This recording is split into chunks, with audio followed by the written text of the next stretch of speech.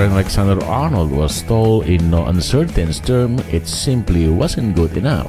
Mere moments into the match at Selhurst Park on Saturday, the Liverpool right-back ventured upfield only to be dispossessed near the edge of the Crystal Palace penalty area.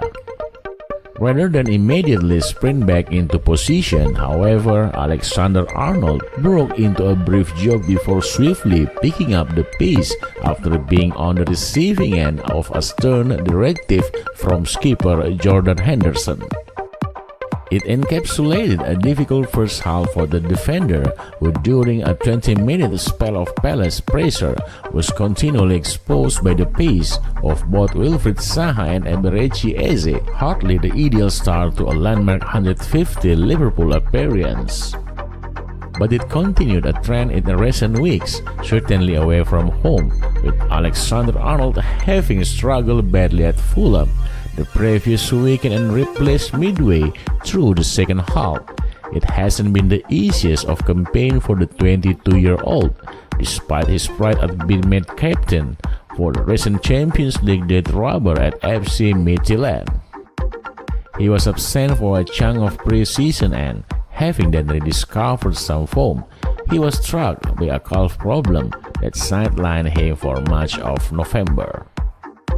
At the international level, he remains far from a starting certainty under England boss Gareth Southgate, who now leans toward Reece James and Kieran Trippier. But further analysis of Alexander-Arnold's performance at Palace paints a different picture. Even before Henderson's lambasting, the defender had played the pass into the area for Sadio Mane to then set up the early opener for Takumi Minamino. It was Alexander-Arnold whose ball out of the right-back position allowed Roberto Firmino to continue the devastating counter-attack for the third goal, and the defender assisted Henderson to strike the fourth.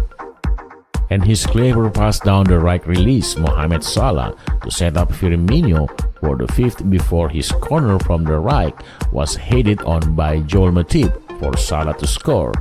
Only Henderson touched the ball for often, while Andy Robertson was the only Liverpool player with more key passes. Yes, Alexander-Arnold hasn't been at his best this term, particularly defensively, given the chopping and changing in the Liverpool defense and the absence disrupting his own rhythm. That's perhaps understandable. There is, though, a reason why he remains such an important part of Jurgen Klopp's side, a key figure in the attacking play of a team, beginning to show its teeth once more. Selhurst Park saw witness to that.